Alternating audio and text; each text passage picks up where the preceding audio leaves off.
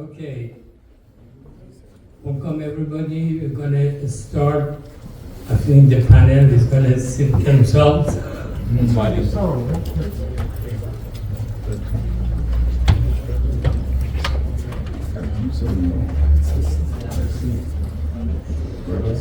Please go ahead. Many years till I learned how to do this. Go ahead. See, Iman is the only place that can bring that much distinguished people on the panel at once.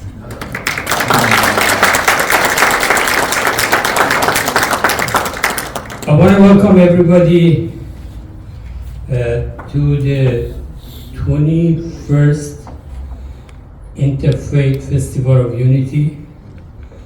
This is the first semi-annual that we will have today, and usually we have once a year in the month of Ramadan. Now we have semi-annual because some of the members of the panel were interested and they'd like to meet more. By the way, Salam, this pen doesn't work.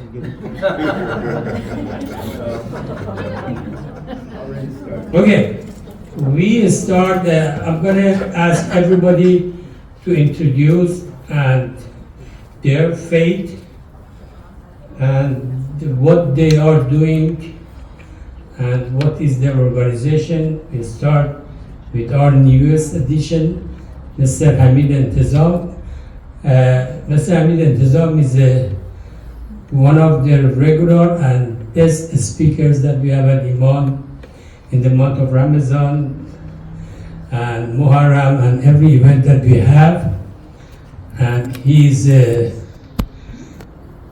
expert in Rumi philosophy. And can you take the microphone, introduce yourself? Hello to everybody. Dr. Namazi Khan introduced me. My name is Hamid Intizam, and I'm a Muslim, and I have a deep interest in tonight's discussion on reform versus tradition. And let me make a disclaimer at the outset: I am a Muslim reformer. Rabbi Cohen. Good evening. Thank you for the invitation. Thank you to the fellow panelists. My name is Rabbi Aryeh Cohen. I'm also a professor at the American Jewish University. And since we're making disclaimers, I am a traditional reformer.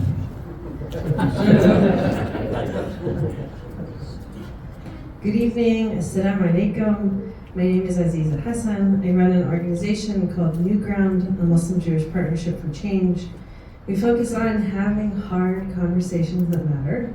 And a lot of what has been happening right now is that New Ground is getting called into all sorts of spaces, from civic to students to education, saying we have a lot of people who have a lot of big opinions. We need some help making sure people can talk to each other. And so that's what we're doing. Okay, so Rabbi Cohen is your second year here. Yes. Yeah, it's my honor to have you here. Rabbi. I'm Rabbi Gil Comas-Daniels. I'm the Rabbi Emeritus from Beth Shir Shalom Congregation in Santa Monica. I am, right now what I'm doing is writing a new prayer book because some colleagues of mine and I find that the traditional prayer book needs some tweaking, and so we're tweaking. So I guess I'm a spiritual progressive. Thank you.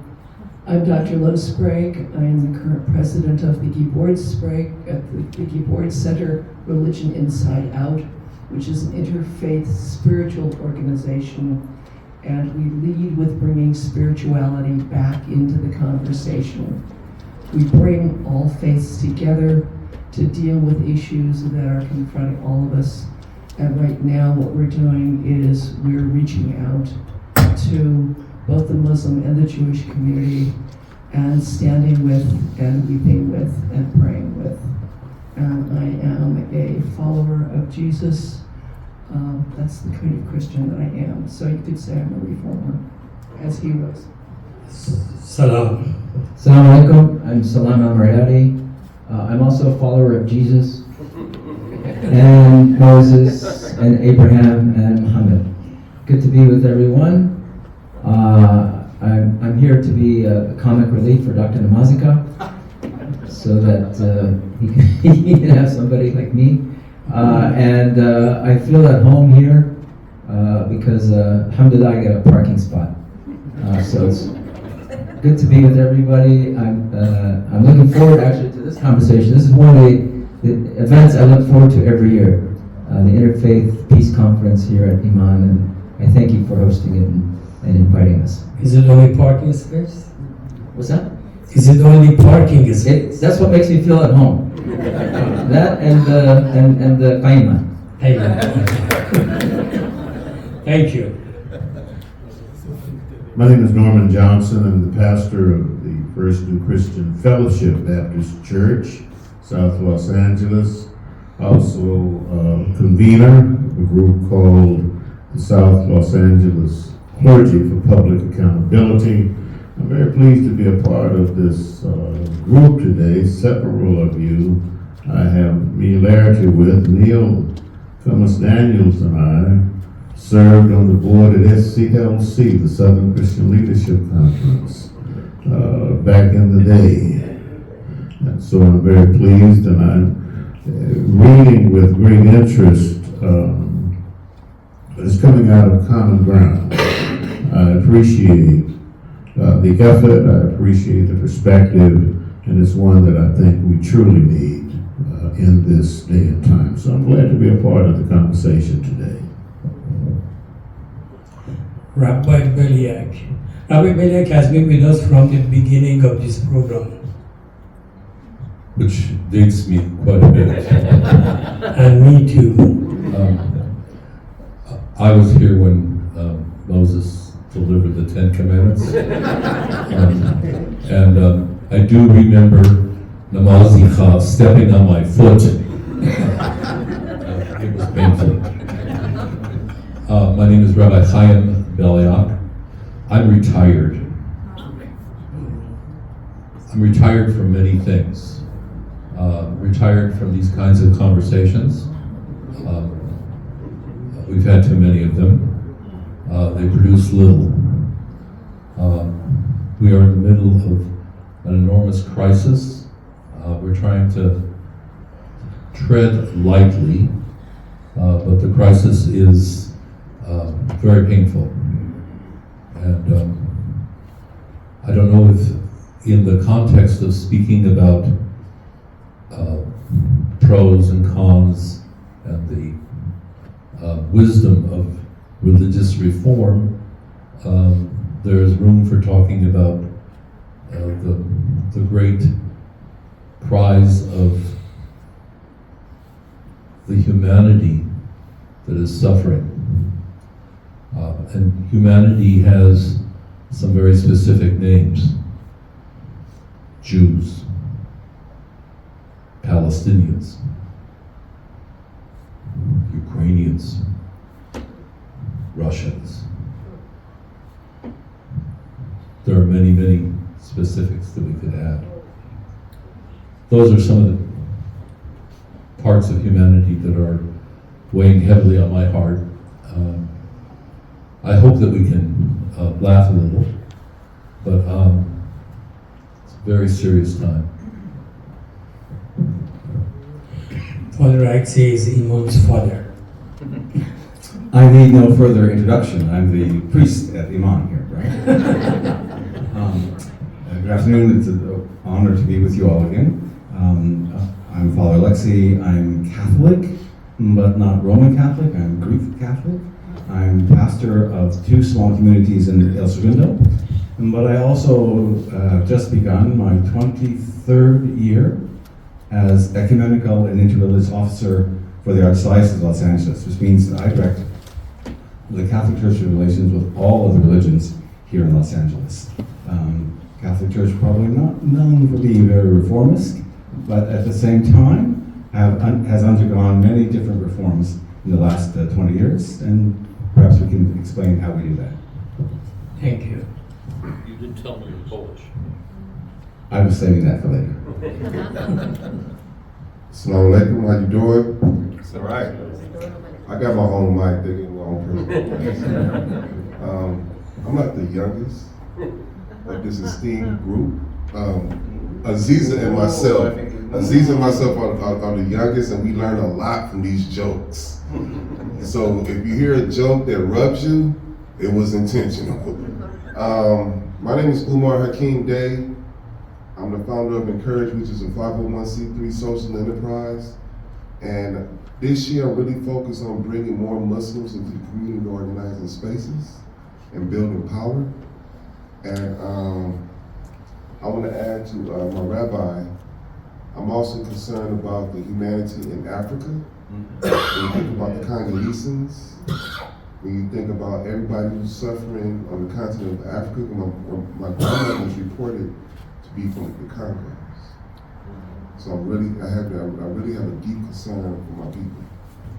I'm here today to just participate and see what we can share and how we can move forward in multi-faith solidarity. Thank you. That was the nicest thing I hear my rabbi.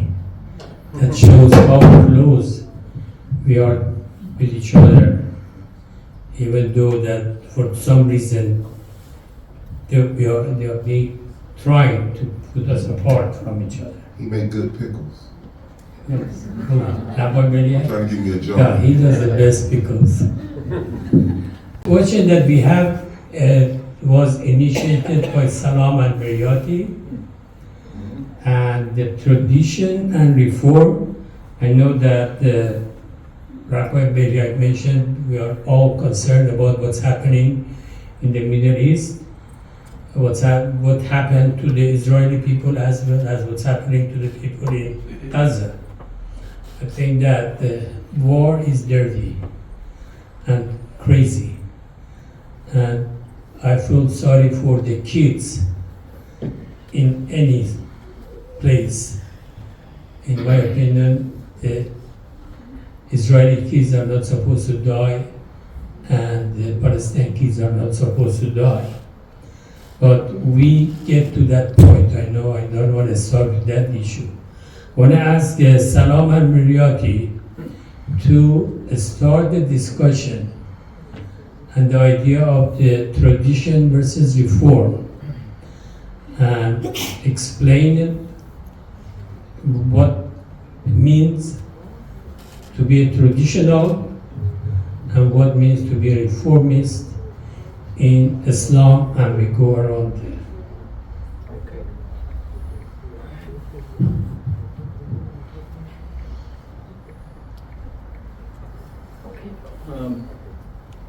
I was. At the bottom, at the bottom. Okay, now. Salam alaikum. Okay, so the issue, the way we were talking about it, and we talked about this issue like 4 or 5 months ago. So obviously,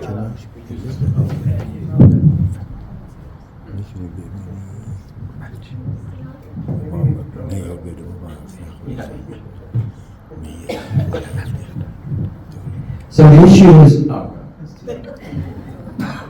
yeah, we know it's on. Can you hear yourself? No, yeah, I just, the issue of reform and tradition has been with each religion.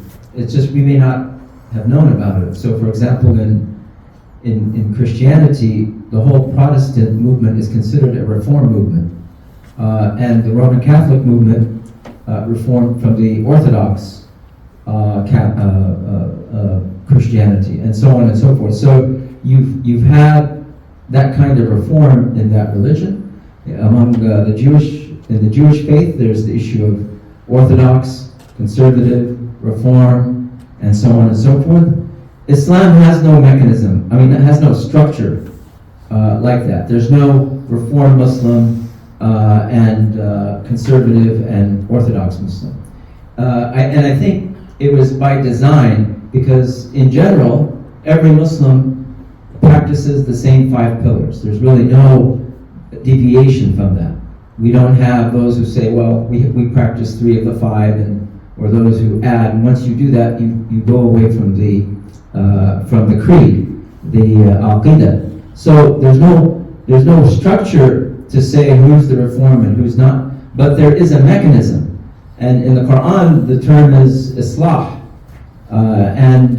As the Quran even talks about, all the prophets were reformers because they came to reform society and at the same time bringing them back to the Word of God, bringing them back to what God's intentions were, which were to establish justice, mercy, and compassion.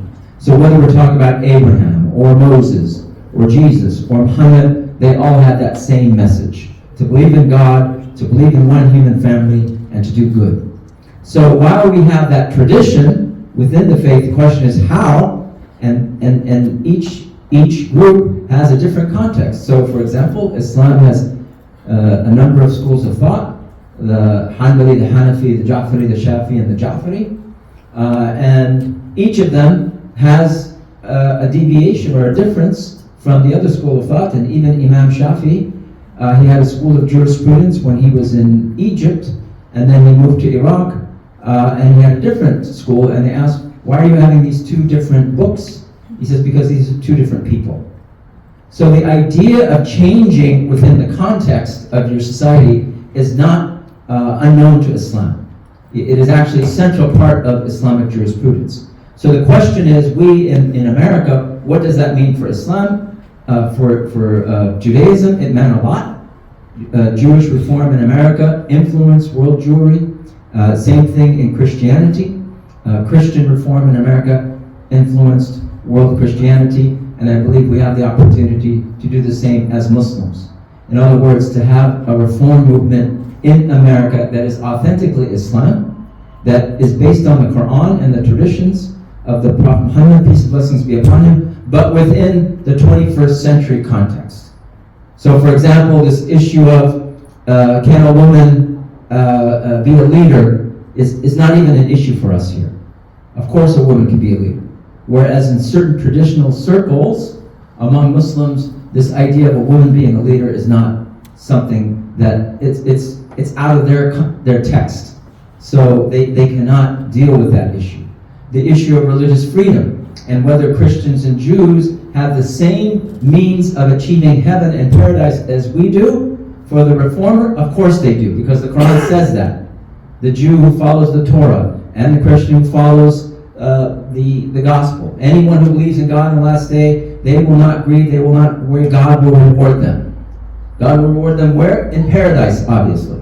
So this idea that only Muslims go to heaven, and the same thing for other religions, only their members of the faith go to heaven, is something that we as people who believe in this idea of Islam as the plural, the faith that is there to deliver mercy to humanity through the Prophet Muhammad sallallahu alaihi wasallam, is something that is built in within Islam so that we can apply it to different contexts and different times. So that's what we mean by reform. It is not moving away from the religion, but it is actually moving towards the authentic principles of the religion and then determining how to apply them in your different place and different time. And of course now with the issue of Palestine-Israel, I think this is the time where reform takes place, because the traditionalists cannot achieve a solution. They believe this is it, this is the Zionist narrative, and we will not negotiate, and then now you have the Islamist narrative, and they will not negotiate, and they will continue to have war, and then you have people in the White House that are more than happy to keep feeding them more weapons and more ways of killing each other, and then we wonder why there's a problem. So that traditionalist cannot achieve a solution in Palestine-Israel. It requires some thinking along the lines of reform that we can get into later. Did that answer the question, Dr. Iman? Thank you. We continue with Reverend Johnson. I need to start by saying I occupy a particular social location with respect to reform as an African American Christian which is in fact a reformed tradition within the larger Christian construct. Because African American Christianity grew out of the need for a correction in American Christianity on the issue of racism, as well as economic justice and the affirmation of those persons of African ancestry in the United States. And so that's the tradition that I come from, and I can make my comments rather brief because within that tradition, the African American tradition, there's a reformer in my mind that represents the best of the Christian tradition, and that's Martin Luther King Jr. Dr. King came with a vision of how Christianity itself in America needed to be reformed. And it was organized, his vision was organized around the notion of combating the triple evils of racism, of poverty, and of militarism.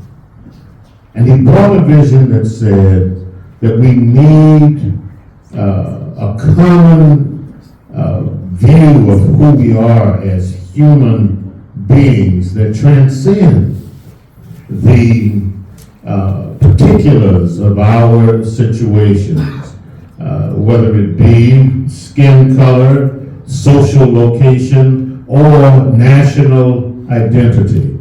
And so Dr. King came speaking about this notion of a world house in which we all can live as brothers and as sisters, affirming the kinship of all humanity. And so as a reformer, he affirmed the need to say that reformation does not come without pain, it does not come without sacrifice, and actually there's a great price to be paid. The real reformers are those who are willing to pay the price. And he did so.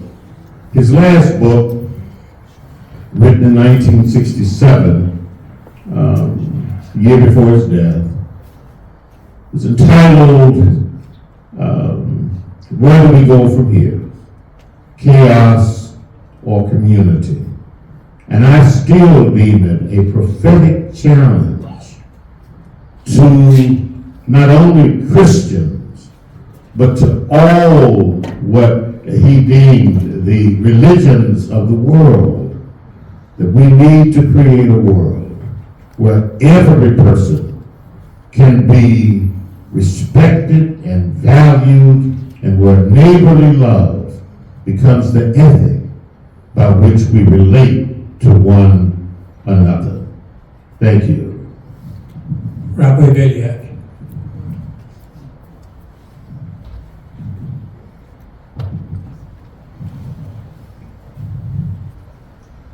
There are people here who are much more qualified to speak about the question of religious reform than I am, so I invite their comments and additions. I would argue that from the moment that the Torah is articulated, it is constantly in need of articulation for a particular generation and a particular situation. And it's constantly in need of a voice. In Judaism, I would say it's the voice of the prophet that says we've not been faithful to the original meaning of the Torah, the teaching. And so that, I think, sets a dynamic that I would describe as the reformist dynamic. That is that we are constantly seeking to understand and to deepen our understanding of what it is that we are supposed to do as human beings to achieve our relationship with the divine, to achieve our relationship with each other. And that, I think, is the task of religion, it's the task of Judaism. And it has its formal expressions in Judaism at different moments, and I would argue, just for the sake of making it a little more interesting, that the most important reformers for Jews, for Christians, and for Muslims are my good friends, the Pharisees. That's a good way to wake up Christians who have been sleeping. The Pharisees, who are often the bad guys on Sunday mornings, are really the heroes of one moment of reform. They're the ones who are ready to interpret the texts, the teachings. They're the friends of this fellow that everybody here seems to be following, my brother Jesus.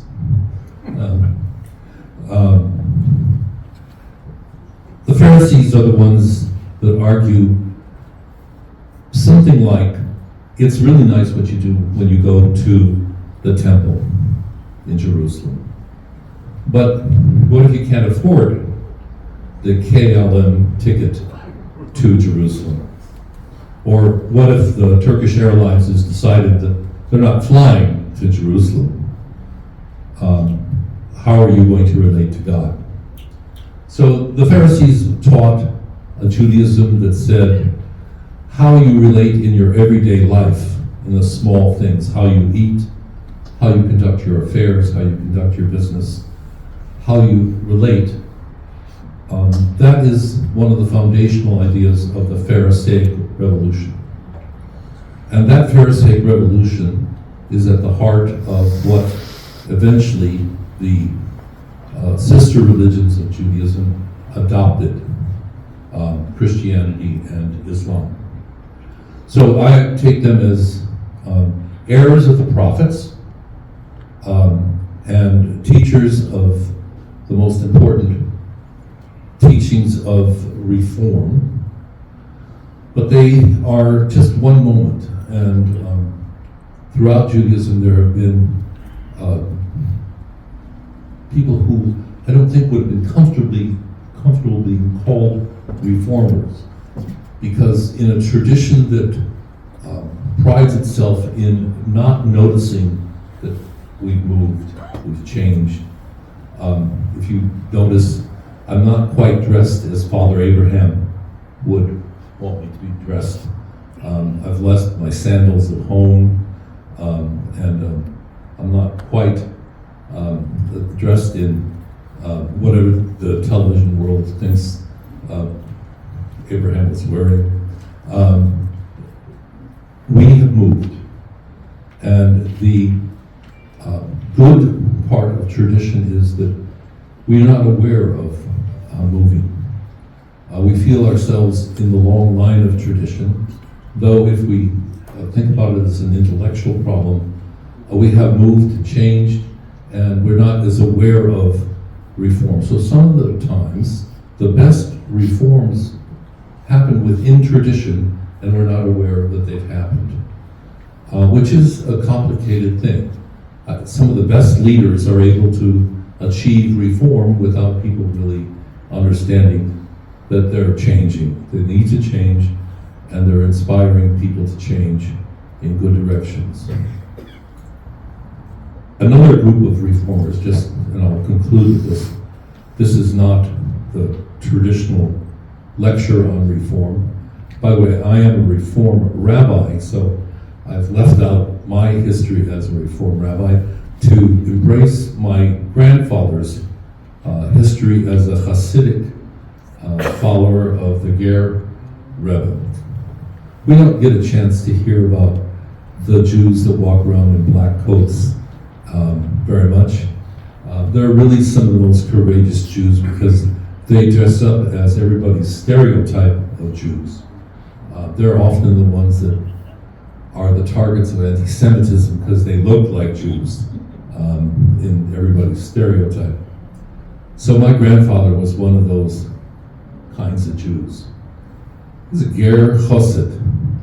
I just came back from Poland where every time I go to Poland, I go to the redoubt, the place where the Ger Hasidim would gather to celebrate and to bake the matzah for Passover and to gather spiritual sustenance and courage. They would sing, they would dance, they would support each other, they would find out who needed help in raising some money so they could marry off a daughter or a son.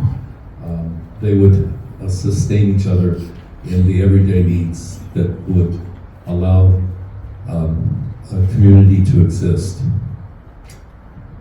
They were religious reformers because they faced the great difficulties of living in a Poland that was essentially a poor place by creating a confraternity of people that looked out for each other with a profound sense that they had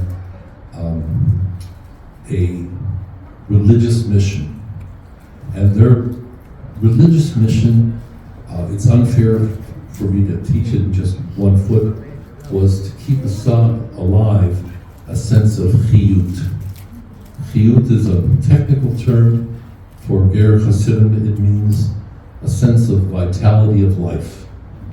And in a time when we are so often dispirited, reform requires not losing our need to retain the vitality of life in the face of all that we face. So these are a couple of reform movements within Judaism.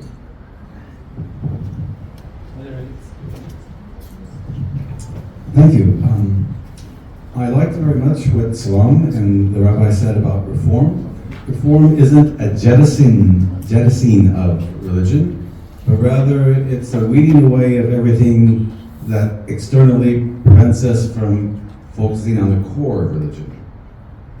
And certainly that's what the Catholic Church tried to do in the 1960s when we had what we termed the Vatican Council, the Second Vatican Council, a global reform of the Catholic Church on a vast number of areas.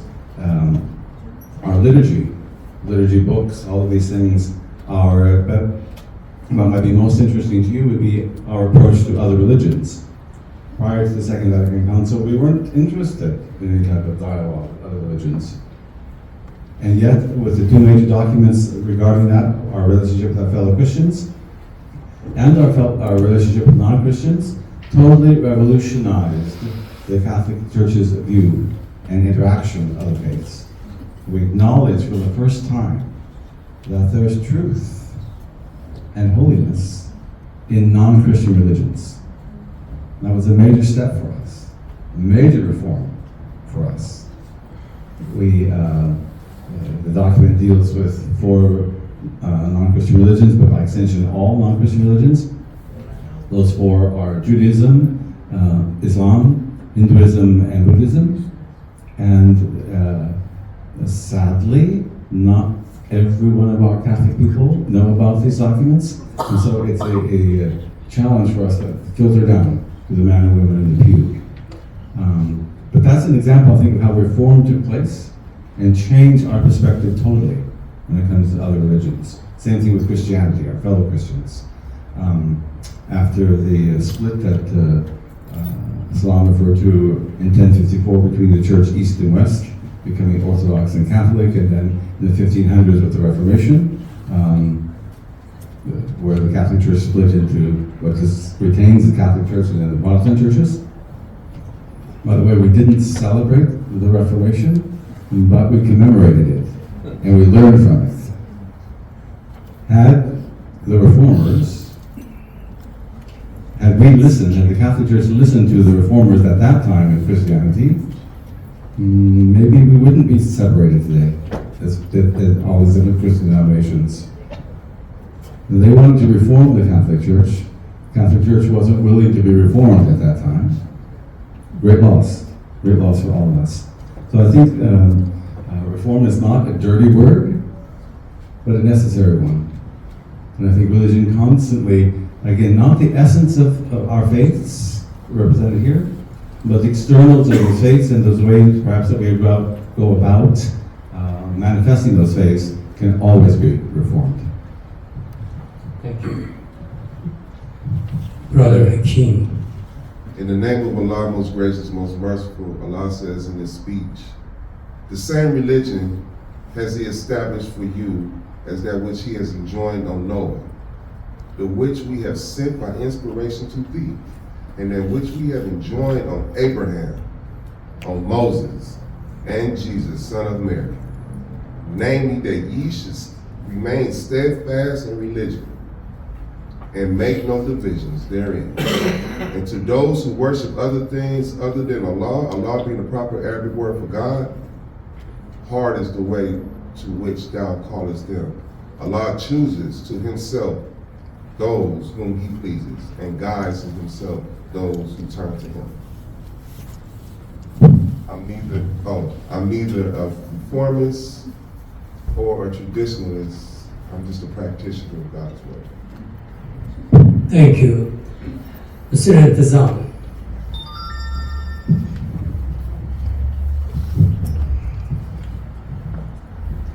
Well, this is a very important topic, and obviously you cannot do justice to it by a 5 or 10 minute exposition. It's impossible. I want to bring up the name of the book and see how many of you have heard of it or read it. Non-Words. The Making of Ex-Christian America by Stephen Wollebank, who is a sociologist of religion. Have you heard of that book? Okay. I urge you to read it, everybody. It's a fantastic. Can you get the microphone closer to your mouth? Yeah, it's called Non-Words. We've heard of converts, right? People who go from religion A to religion B. Non-vert is somebody who goes free from religion to non-religion. So, a fantastic concept. I think Dr. Wollebank made it up, but it's really. Hamid, could you please get Yes. So essentially, the author tries to explain why Christianity is in decline in America. The fact of the matter is, Islam is in decline. If you go to Iran, for example, today, the vast majority of Iranians are not practicing Islam, and I may even venture to say that the vast majority of Iranians today don't want to have anything to do with God, per se. So this is a serious topic. In other words, we are dealing with a new generation of kids who are being brought up in modern setting, and the old understanding of religion does not fly with them anymore. Marxists, when they discuss history, they say that humanity has gone through stages. First we had primitive communism, then we went to slavery, feudalism, capitalism, then we're going to go to socialism and communism. I don't believe in that. I think that humanity has experienced two stages, pre-modern and the modern world. So when modernity occurred in Europe 300-400 years ago, that was a clean break with the past. So things fundamentally changed, and that's why you had Christian Reformation. It didn't have to do anything with enlightenment of Christian theologians. They were forced to reconsider their theology, and that has to do with modernity. Now, I'm sad to say for Muslims that Muslims are about 300 years behind. So if you go to Saudi Arabia, for example, you see all the semblance of a modern society, right? But their way of thinking is still pre-modern. Their orientation to Islam, their politics, everything is pre-modern. Iran is the same way. So, and let me be very controversial by saying that when somebody like me, and again, I've been in this business for the past 40 years. By the way, I'm Iranian American. So, and this debate about tradition versus reform is huge in Iran today. And I'm part of that debate. So, the problem is, I mean, in America, we're very lucky. You know why? I'm talking about Muslims. We really don't have to change much because we live in a society that is pretty much secular. We have secular democracy here. We don't ever have to talk about touchy issues like women's rights, human rights, democracy. We don't have to deal with that. All of that is already determined for us, right? But if you go to Iran, you go to Saudi Arabia, I tell you, there is no concept of human rights there. If you go to Iran, there is no concept of human rights or democracy. And you know why? Because of religious teachings. Whatever the Iranian government does today, it either has a verse from the Holy Quran, a saying from the Prophet Muhammad, so on and so forth. This is serious. I mean, that's why people like me call themselves reformists. And that has to do with embracing modernity. Muslim reformers, the true ones I'm talking about, they are the ones who have embraced modernity, modern sciences, modern philosophy, and we're well behind Christianity, even Judaism, I have to say. So this is a very serious discussion. We should not gloss over the major issues that the Muslim society are facing. You cannot have democracy in the Middle East. You cannot have respect for human rights and women's rights in the Middle East unless there is serious religious reform. That's why people like myself call themselves Muslims Protestants, right? Really, my great teacher was Dr. Ali Shariati, which Iman greatly respects him. Shariati was born probably 80, 90 years ago. He died right before the Iranian Revolution. He was very adamant. He said Islam is not in need of a Protestant Reformation. And I believe in that. So that Protestant Reformation needs to take place in Islam. And by the way, it's going to be along pretty much the same route of Christian Protestant Reformation. First of all, doing away with religious authority, right? So today, if you go to Iran or you go to Egypt in Al-Azhar, you have religious authority. You cannot question religious authority. In Egypt, right? I don't know whether anybody has heard of Nasr Ahmed Abu Zayd, one of my great teachers. Abu Zayd was a scholar from Egypt, and because of his views on Islam, he was actually called an apostate, and even Al-Azhar forced him to divorce his wife. When the push came to shove, he had to leave Egypt, and he lived the rest of his life in Holland. I would love to live in Iran. I cannot because of my views, right? Pretty much almost all Iranian Muslim reformists had to leave Iran because of something called religious authority. You cannot question that. So, I don't want to bore you with details. All I'm saying is that we cannot gloss over the issues. Yes, obviously, we all embrace religious tolerance in this country. You better embrace it, otherwise you're going to be in trouble, right? So the fact that we live in a modern secular society like the United States of America, which we are all blessed to live here, that doesn't address the core issues that especially we have in Muslim societies, that those societies are in dire need of religious reformation. So I'd be more than happy, because I'm part of this movement, to answer any questions you guys have later on. Rabbi Kwan. Thank you. It's been really interesting and enlightening. Thank everybody for what they said. I think actually the issue of reform or tradition is really topical and has everything to do with everything else that we're not talking about. But first, we have to talk about the name reform, the word reform. Reform is a modern word. That doesn't mean that there weren't radical movements before that. There were lots of radical movements before that. Actually, even in the contemporary times, the best way to cite or note or figure out that somebody is radical is that they say, in a religion, is that they say they're going back to the sources. Right? When somebody's going back to the sources, they're actually radically uprooting things that other people are saying who don't interpret the sources correctly. Right? So I think to go back, so for example, one of the most radical movements continually in lots of different religions is Messianism.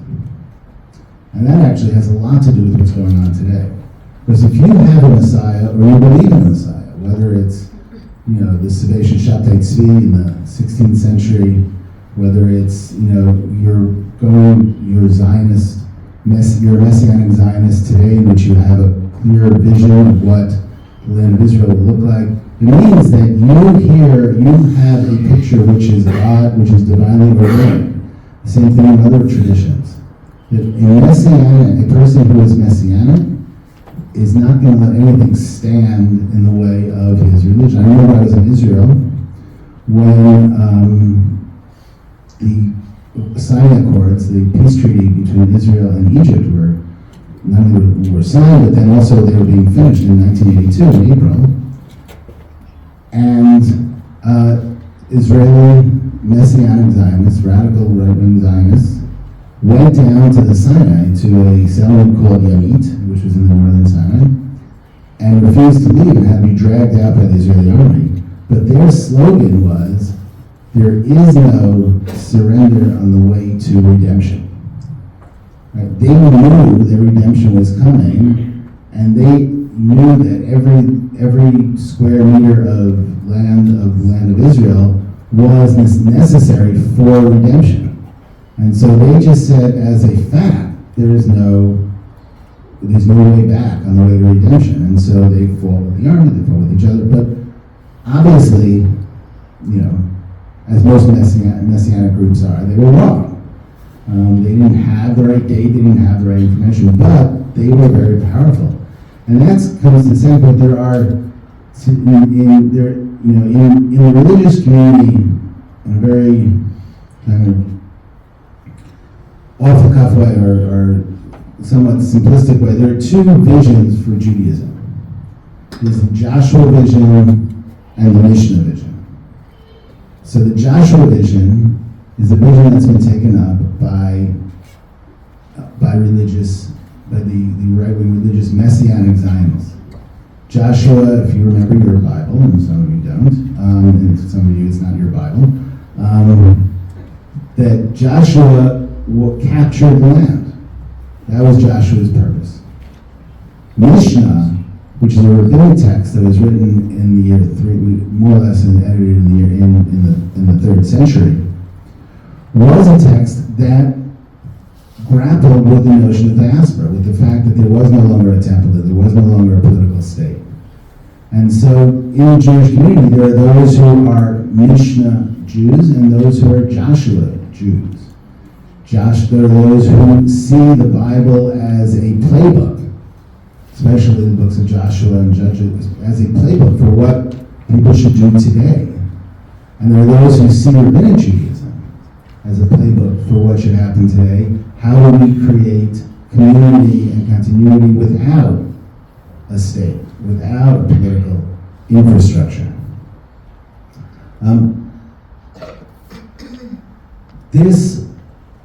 So I want to say a couple more things. I'm a conservative rabbi. I'm a member of the conservative movement. Most often people think of us as the squishy middle between the Orthodox and the Reform. But we're really not.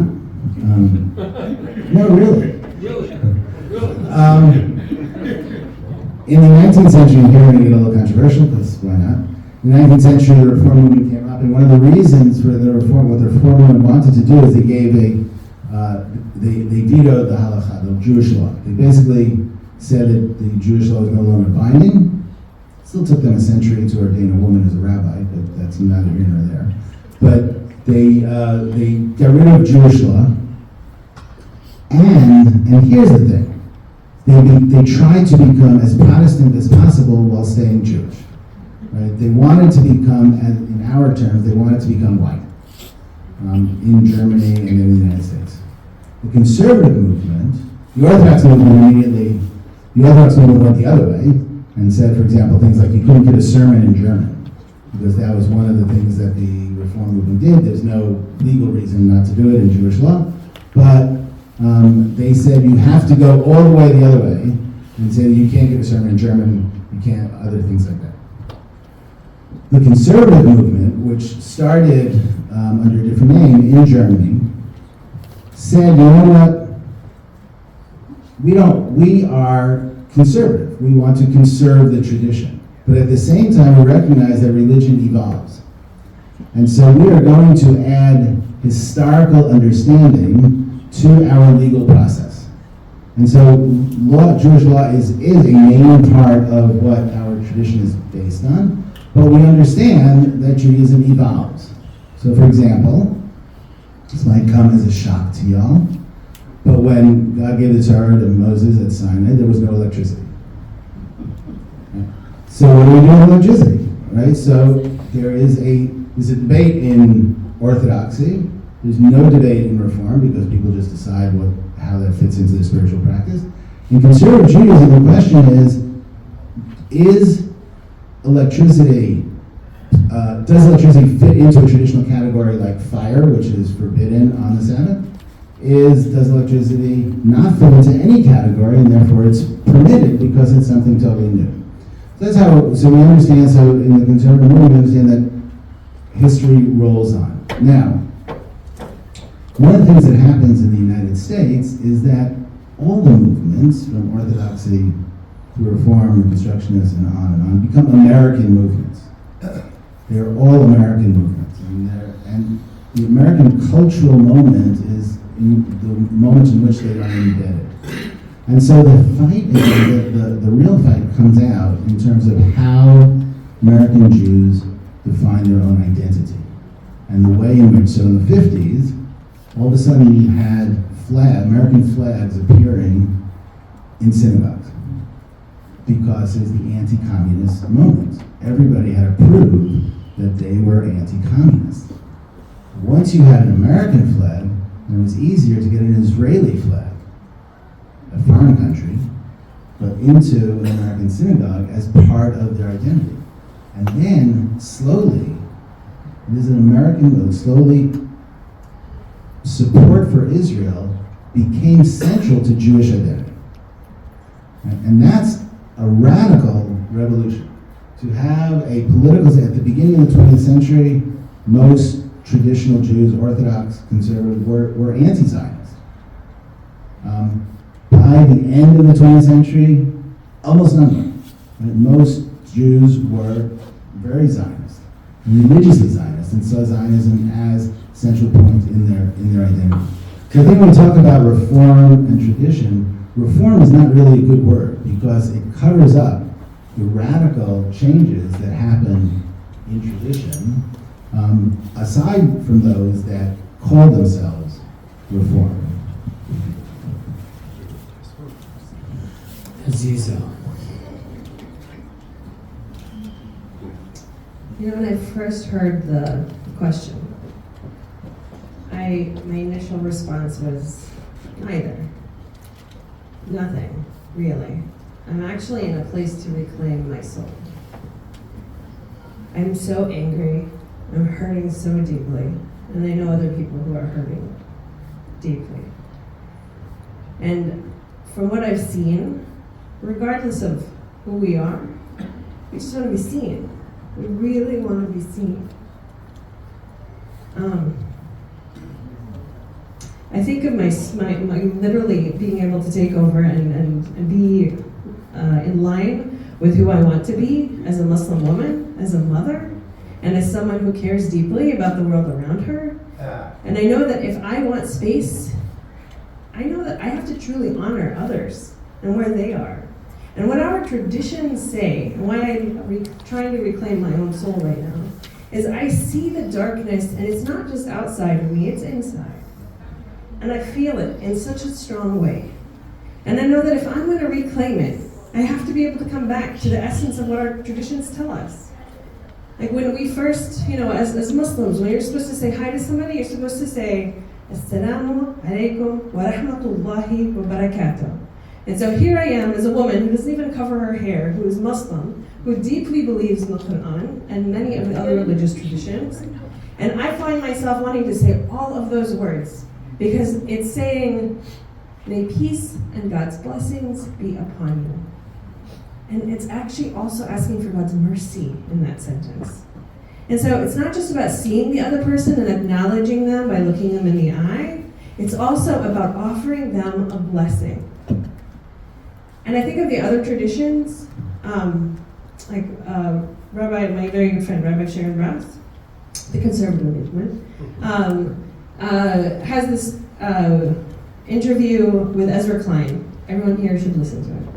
But in it, towards the end of the interview, she quotes, 2,000 years ago, one of the traditions at the temple was that and I'm glad I have a rabbi on my right and a rabbi on my left and one down the road, so you can verify with all of them. But it wasn't, so when they would go to the temple, and they imagine, this is a really important pilgrimage, they would walk up the stairs, and everyone would generally go to the right. But if you were hurting, if you were in a place of grief, you would go to the left. And everyone, as you would pass by, was obligated to say something to the effect of, I see you, or sorry, what's bothering you? And then you were supposed to say what was on your heart and to express. And then you couldn't actually even pass by you until they offered you a blessing. These things are in our tradition and they've been there for a really long time. We just need to implement them. We really and truly need to implement them. I know that when I was growing up, and I have a Christian mom and a Muslim dad and really great Jewish friends and Sikh friends and other people too, of different faiths and no faiths. And in all of them, nobody makes the exception. When somebody loses a loved one, they show up for each other at their homes. They show up at traditional services. They say, I'm here for you. I'm here for you for as long as it takes. I am your friend and I love you. And I'm not going to be willing to I'm going to show up for you, but I'm also going to be there. And when I have to step in with love because I'm hurting and you're not seeing it, I'm also going to own that too. And that's where I think we can be reclaiming the parts of our tradition that we have been maybe not paying attention to, that can reclaim our heart, that can reclaim our soul and our city, because we have something that is beautiful in our common humanity, and we need to hold it in the strongest possible way.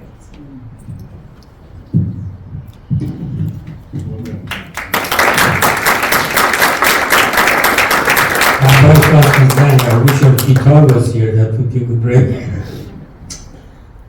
It's sort of with me always, and that's my religion too. So,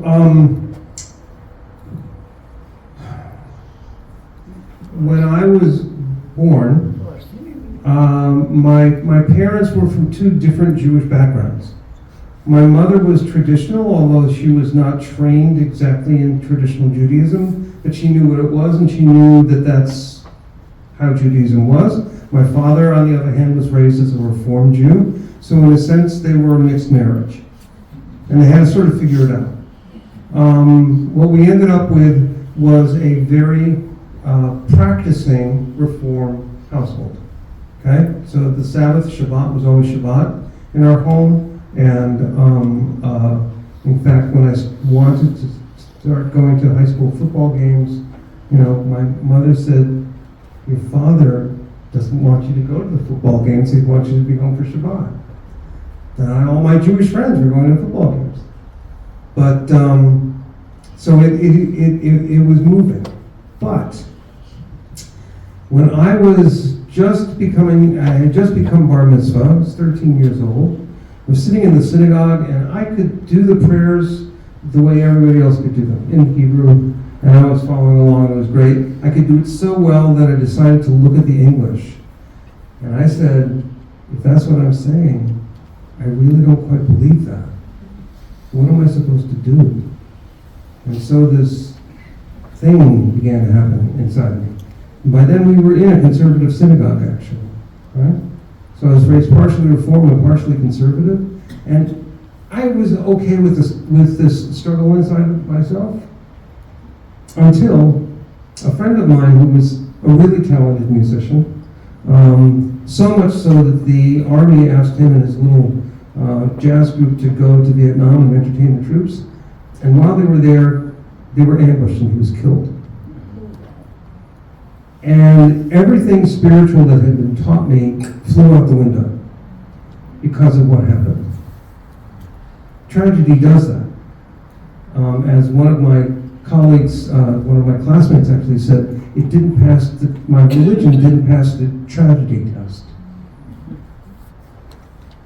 And so I was really nowhere. I was floating, my parents would drag me to the synagogue every once in a while, and I would sit there like this.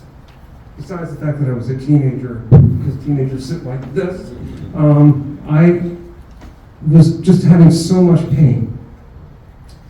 And the summer after my first year in college, I got a job at a Jewish summer camp. Not because I sought it out. A couple of friends sort of got me the job, and I figured, well, I can do this job because I'm Jewish. So I went, and what I realized was that my 10-year-old campers had the same questions about the world, and about God, and about Judaism that I did. And I decided to do with them what was not done with me, because every time a rabbi tried to answer my pain, they tried to give me an answer. And I didn't want an answer. And I knew that there weren't answers. I knew that there were conversations to be had. And so I engaged in conversation with my kids. And I decided to say, listen, if you want to try and find an answer, I'll help you find one for today. But I'm going to guarantee you that tomorrow we'll probably have to look for another one. And we just kept that going, and I fell in love with that process. And so I kept teaching, and I said, I think I'm going to be a rabbi. What does that mean in my life?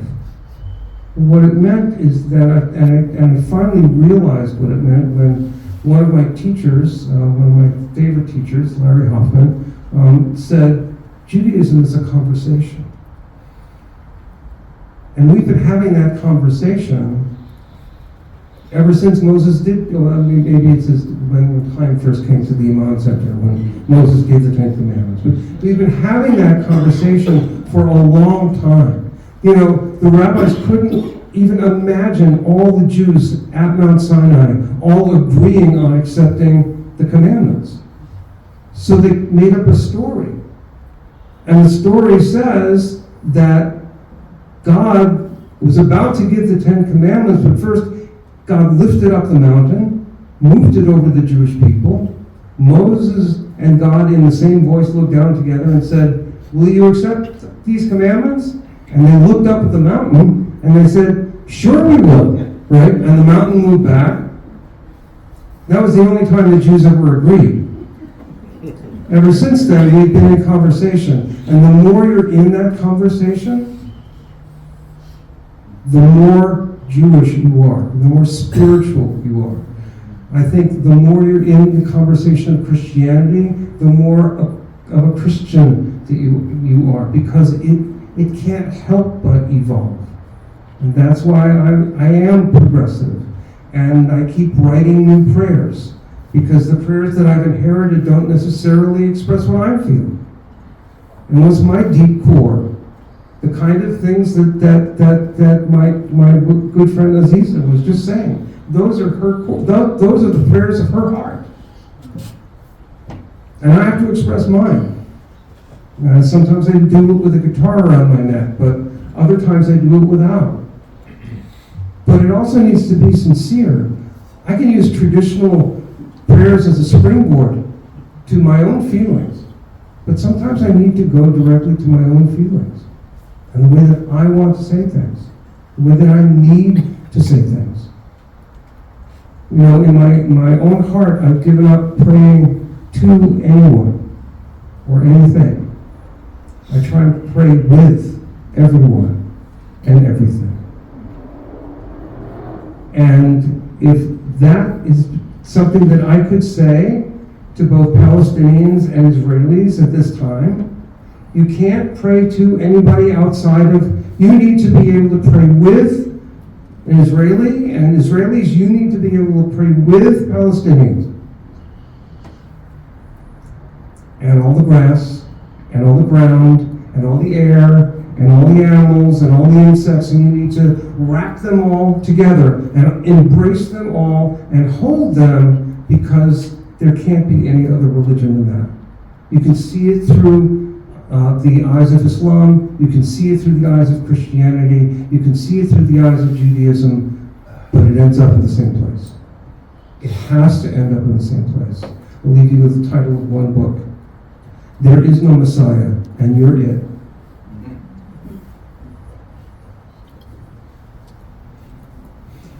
To be a human being is to be responsible. So you can't help but be reformer. You can't help but progress. You can't help but nuance and move and dance. You have to. Because otherwise, the world stops and falls apart. Okay, one last story. Speaking of which, there is a story in our tradition. I have a rabbi to my left, a rabbi to my right, and they can correct me if I'm wrong. You're conservative. But and you're right too. So the story is the rabbi said, wouldn't it be terrific if we could summon up evil and remove it from the world? So they did an incantation that included abracadabra, abracadabra, yes? And they said, and evil came to them in the form of a fiery lion. And they made a fiery cage to put the lion in. And they waited 3 days. And then because the rabbis were the rabbis, they did a magical mystery tour of the world. And they couldn't find a fresh egg. The world had stopped. It wasn't doing anything anymore. It stopped. Why did it stop? Because there was no tension. People weren't in conversation. They weren't making decisions about what's right and what isn't. And that's who we have to be. As human beings, we engage in conversation and move things and move each other. Let's do that. Wow, that's a lot to follow. These are my friends, and I will not leave them, and I will stand with them, and I will weep with them, and I will do what is necessary to speak up on their behalf. And that's what religion teaches us. The Gibord Center, Religion Inside Out, was begun by the late Reverend Dr. Gwen Gibord, who was the ecumenical and interfaith officer for the Episcopal Church in the United States. And when Gwen took that position, she was involved with the National Council of Churches, which is the overriding body of all of the Protestant churches in the United States. And at the National Council of Churches, they were doing great work and they were doing wonderful theology. And Gwen said, it's not enough. We have to become friends. We have to love each other. We have to stand with one another. And as she did that, she realized that we also need to stand with our Jewish friends and our Muslim friends and our Sikh friends, and our Baha'is, and all of the different faiths, because religion at its heart has a spirituality that's important, that says that we all belong to something greater than ourselves, that is good and gives our lives meaning. We say it in lots of different ways, but that's what it's about. And it is true that today, millions of people are leaving their churches and their mosques and their synagogues, but they're hungry for spirituality. And so the Gibord Center is leading with spirituality. We're bringing the spirituality back into the conversations, back into the schools, back into the political discussions. We had Amy Jo Levine out a couple of years ago before an election to say, what would Jesus say? Well, what would he say about taxes? Well, he had a lot to say. He had a lot to say about taxes. He had a lot to say about how we treat each other. He had a lot to say about how we treat our enemies too. And every religion does if we turn to its spirituality. And we come together in times like this, looking for the strength that comes through our traditions and looking for the reforms that give them meaning today, when what we need to do is hold each other right now and cry together and say that it's not right that any child is murdered, no matter what its faith or lack of faith. We stand up for all children. And because I love one side does not mean I have to hate the other. We have to have the courage and the strength that comes from our traditions to say, I stand for the goodness of all people. And we will not stop until we reach that decision. We have an opportunity right now in the upheaval to say there are injustices that need to be resolved. There are issues that need to be resolved. Let us use these times and these opportunities to solve those problems so that all people and all children are safe. Because then the terrorists have no fuel. And that's our job. Thank you.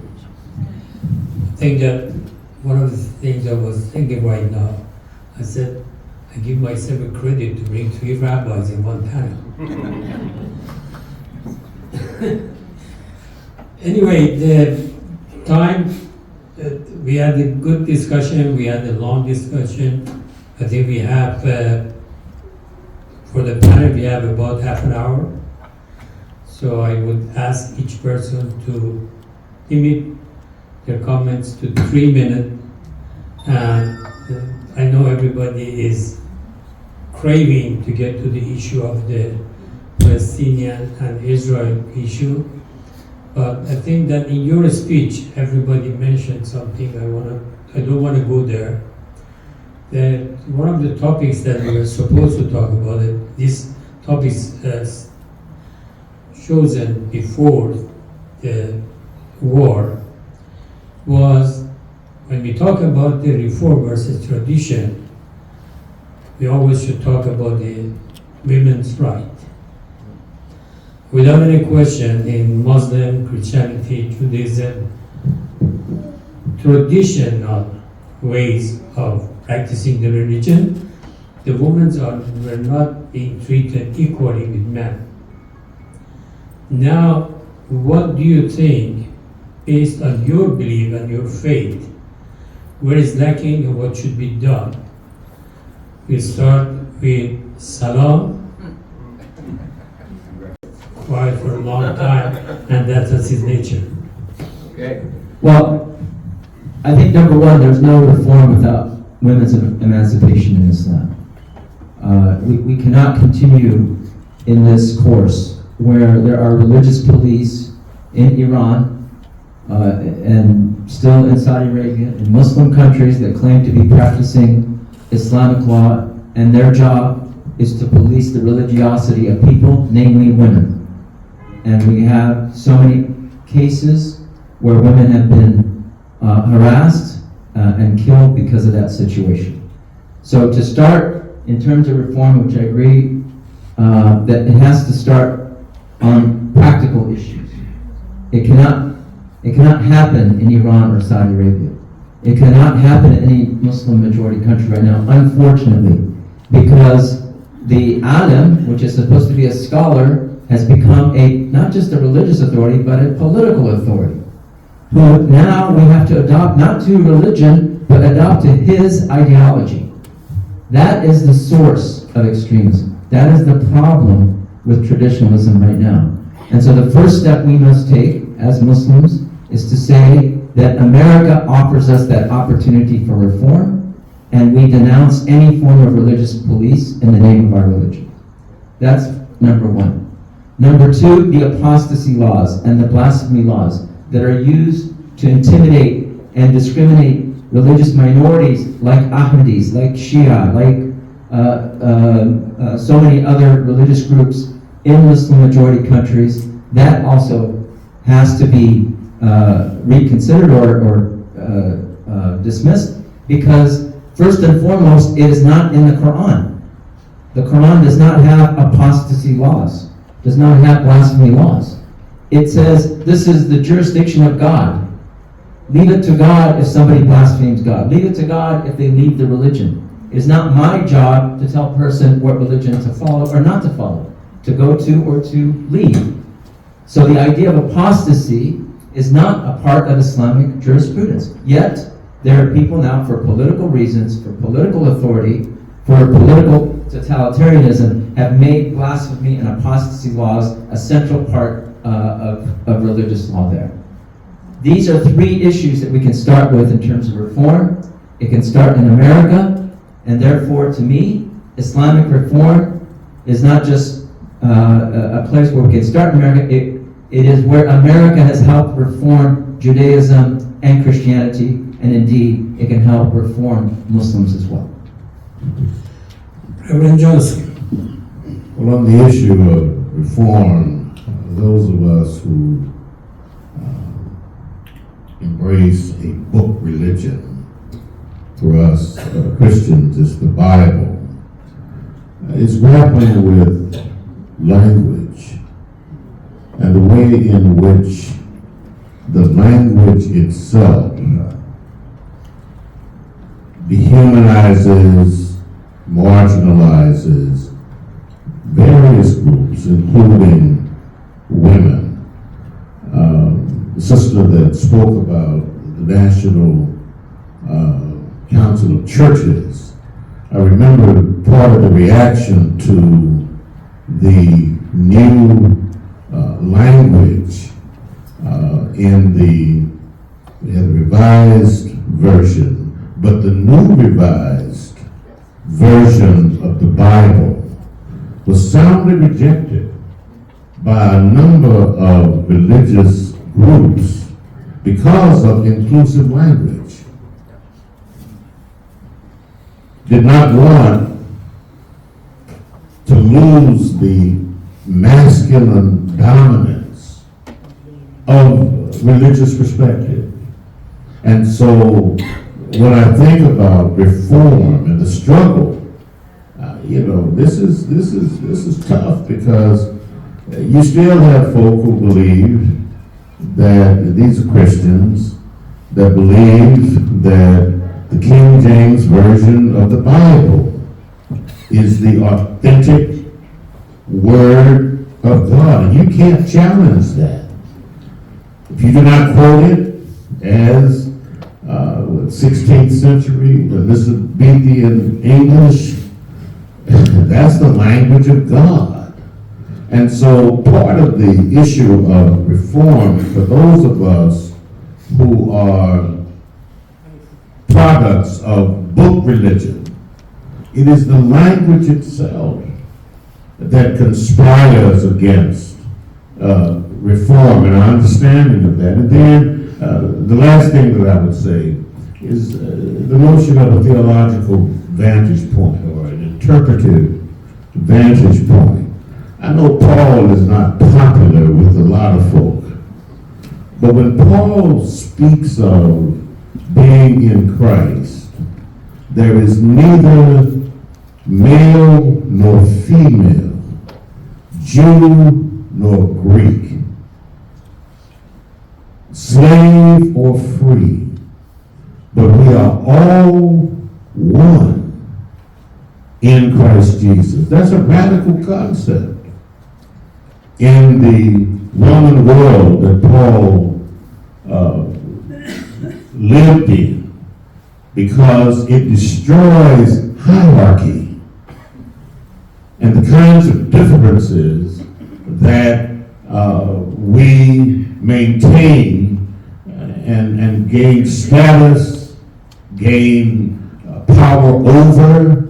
Now, I know there's a lot in the Bible that is, patriarchal and so forth, but we need theological language, vantage points that allow us to speak in terms of what is our common reality, our common sense of who we are in this world. And there are two places for me. One is in the Gospel of John, which is not popular with a lot of folk, but where it says that God is spirit, not a male God, but God is spirit. And they who worship us worship in spirit and in truth. And in the Epistle of John, where it says, God is love. These are vantage points, interpretive vantage points, that allow us to reconstruct our understanding of ultimate reality, and in doing so, reconstruct the world that we are shaped by, and living in. Thank you.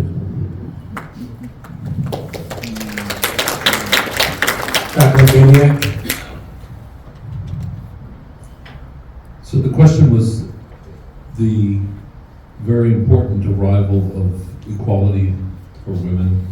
I would just add two things. Reproductive rights for women are a key part of the issue of what it actually means to bring about in practice the equality that we're talking about.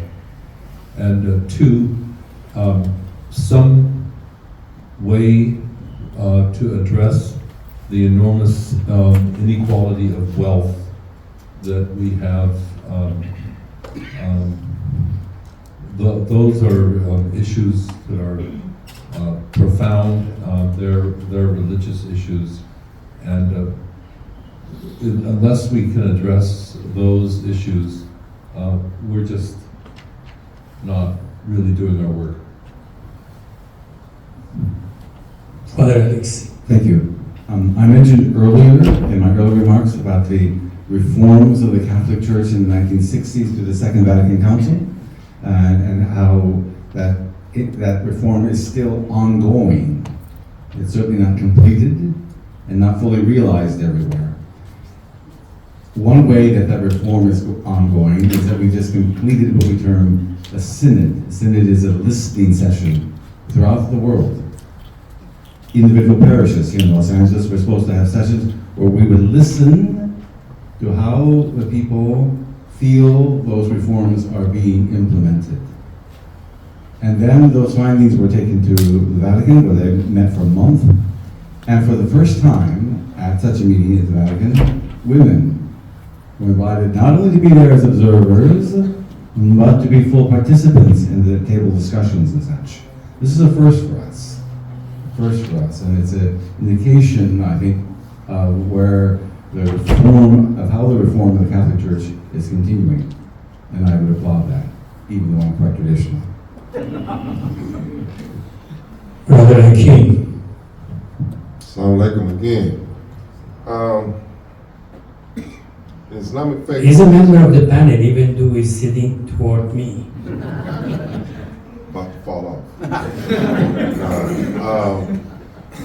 In Islamic tradition, it is said that the Creator loves His creation more than a woman loves her child.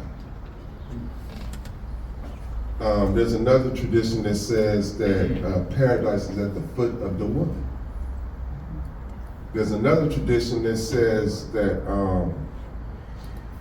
no, not a tradition, but in the Quran, there's a chapter 19. It's named after Mary, the mother of Jesus. We are given reminders of Khadijah, the prophet's wife.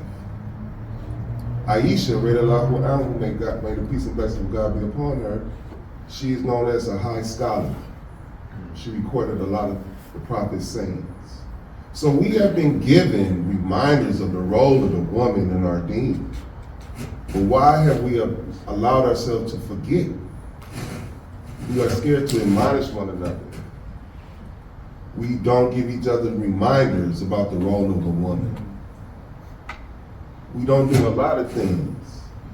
When you think about, when we think about Khadijah,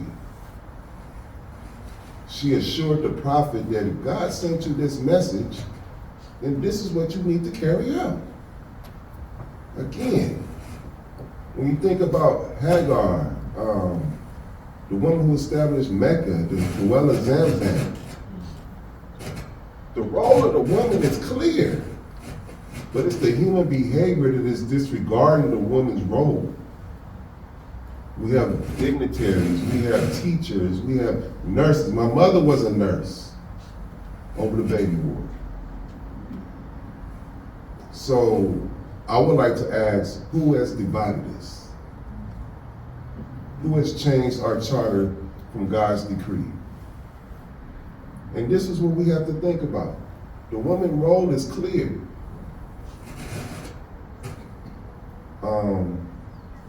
I'm only going to give reminders on this panel because God's speech is clear.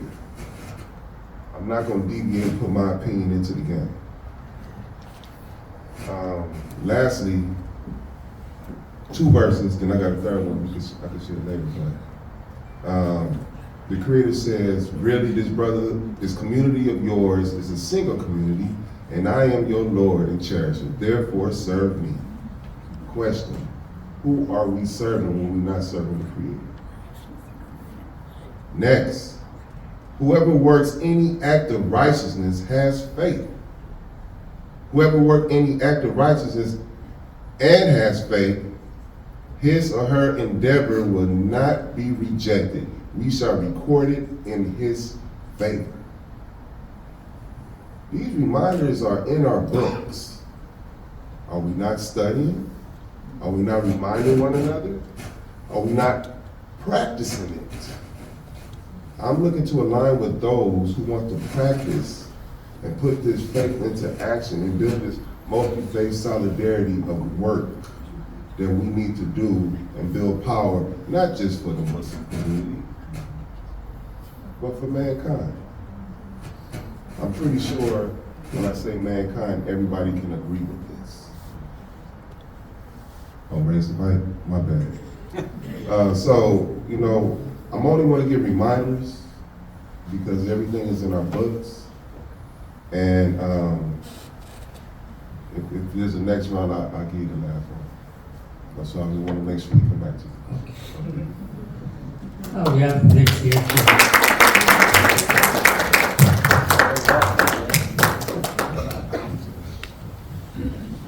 Well, I mentioned before that we should not really gloss over the serious issues that all of us have in not only in our communities but also in our theologies. There are a lot of things that make me uncomfortable even when I read the Holy Quran or the Old Testament, for example. We shouldn't gloss over these issues. These are real issues. We need to face them head on. Just as, for example, a great country here in the US, there is deep-seated racism. And this ugly phenomenon shows its ugly head time and again, even today. the way our Congress is approaching the Israel-Palestinian conflict or Israel-Hamas conflict, you can see the racism that is built in to their way of thinking and approaching the world. So in our theology is the same way. There are serious issues that we need to address head on, and we should not gloss over those issues that we have. With respect to women's rights, there is a fundamental problem with Islamic jurisprudence, or what we call fiqh. So we have we've had tens of schools of thought in Islamic law over the centuries. 4 of them survive in the Sunni tradition, and we have one in the Shiite tradition. The 6 of them survived. Now, if you, which I have done this, if you read the fundamentals of the Sunni and Shi'i schools of law today, you will come to the conclusion that the current Muslim way of thinking about laws lacks a certain perspective. What is that? It does not rest on rights. Remember I mentioned that we have pre-modern world and modern world. The pre-modern world, all over the world, was focused on obligations. So people had obligations towards their landlords, towards their political authority, towards church, mosque, and synagogue leaders. Something revolutionary happened in Europe. And that revolutionary thing was the idea of rights. That rights are far more than obligations. Now here, luckily in the US, we have rights and we take it for granted. If you go to Saudi Arabia or Iran, for example, this whole concept of rights are alien to Muslim jurists and governments, this whole notion of rights. People have obligations. So, with respect to women's rights, Dr. Namazi Kha, we need a shift of paradigm in Muslim way of thinking. That shift of paradigm essentially means that we need to go from obligations to rights. And I tell you, it's not an easy thing to do. I'm part of that movement. It is not something that is easy to do. It is very difficult for a Muslim to accept that Baha'is, for example, have the same rights as Muslims. I submit to you that probably nowhere in the Islamic world, if you travel today, they cannot accept the fact that a Baha'i can be a president of the nation, right? Because again, they divide humanity based on beliefs, right? That's why I said we cannot gloss over these issues. Let's all pray that our Constitution survives the onslaughts that we have recently experienced in this country.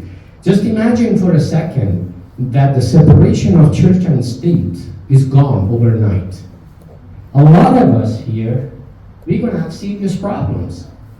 Now today in our Congress, we have Mike Johnson, who is a Christian fundamentalist, and if this dude if that whole notion of separation of church and state goes by its wayside, God help us, right? That's what I'm calling, you cannot gloss over issues. These are serious theological issues that we have, and we need to face them.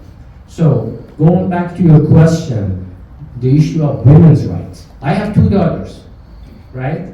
So I'm often asked them, why is it that when we go to mosque, that we girls also all have to stand in the back? I don't know what to say. Why is it that a woman cannot lead Friday prayers? You cannot. By the way, if you come to the mosques that I go to, yes, women do lead Friday prayers, by the way, because we are past that point, right? But in 99% of mosques in the United States of America, women cannot lead Friday prayers. And that's the shift of paradigm I'm talking about. So that's what reform is. Obviously, I love traditions. I love Islamic tradition. We are not against traditions. We are against the traditional reading of our traditions. That's what Reformation is all about. We don't want to bring about a new version of Islam. It's still Islam. It's just the reading of the sacred scripture and the tradition, the authentic tradition of the Prophet Muhammad that needs to be revisited. And we need to have a new understanding that jives well with the circumstances of modern life. Okay, we're going to interrupt the discussion of our time. It's my great honor and pleasure that Mayor Bass is among us today.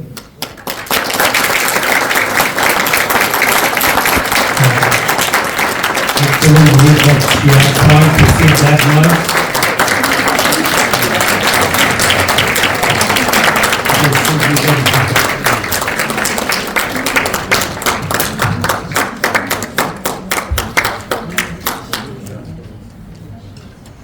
Good evening, everyone. Thank you so much for the welcome, and Dr. Namazakat, thank you so much for letting me sit on and listen. Because oftentimes I go in a place and people think I really want the microphone. I actually wanted to listen. I wanted to hear your brilliant thoughts and ideas, and as I listened to you, boy, what would it mean for there to be a dialogue like this all around the city right now, at this very, very tense moment that we find ourselves in. And I'm so deeply concerned about where we are, as a city. And I pick up my phone and I see this and that is going on. And right now, in some quarters, it's so tense, we can't even come together in the same room to have this discussion. And I'm just really hoping that we can get there soon. But I know with leaders like all of you that we can definitely get there. We're here with a couple of our city leaders, our general manager, Caprice Maddox, and our civil rights department, our assistant chief, who's here, Chief Chow. And I wish that I could stay longer, but I really wanted to just get up and to thank you and salam. It's great to see you, Naziza. Great to see you. We had a very powerful and tough dialogue the other day about exactly what is going on and the loss that people are feeling. And I said to you when we were in the room that sometimes the loss and the pain is so deep that you don't even have the words to put together to address that. And you are left with just the feeling and the desire to embrace and to pray and hope that we get to a moment where we can actually sit in a room together, in a room like this. So I just want to thank you for the opportunity to hear what you had to say, and I look forward to continuing this dialogue. We have to stay together. We can't allow what is happening to tear us apart, whether it's what's happening overseas or what's happening on the other end of the country in Congress. Very, very perilous times, but I do believe that we have the wisdom and the belief to get us through this period. Thank you very much.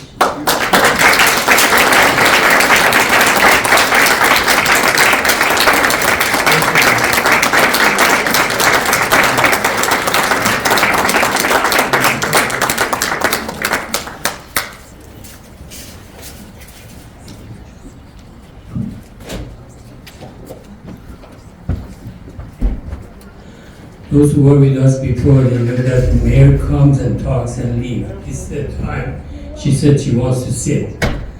That's why we kept her. Okay, Rabbi Khan, I'm sorry that we had to interrupt. I'm glad it was not in the middle of your discussion. Okay. So, I want to say two things that are an answer to your question and a couple of things that aren't. So, in the issue of women, it would seem that I'm in a good place. Over the past couple of decades, the conservative movement has allowed the ordination of women as rabbis. which means also that they can be counted to a quorum, they can lead services and do all the other things. We have also allowed the ordination of LGBTQ folks, which also means that they can do all the things. So it seems to be sitting pretty. However, if you then look at the leadership of Jewish institutions, Jewish synagogues, non-ordained folks, lay folks who are you see it's overwhelmingly male. The volunteers are still overwhelmingly female, but the paid staff and the professional staff at the highest level are overwhelmingly male. So there's still a lot of work to do, and that's across the board. And you have to look to see who's in the C-suite, I think they call it, in the corner, whether it's nonprofits or for-profits, and how much they're getting paid, and how much they're appreciated. And appreciation doesn't mean getting a fruit basket.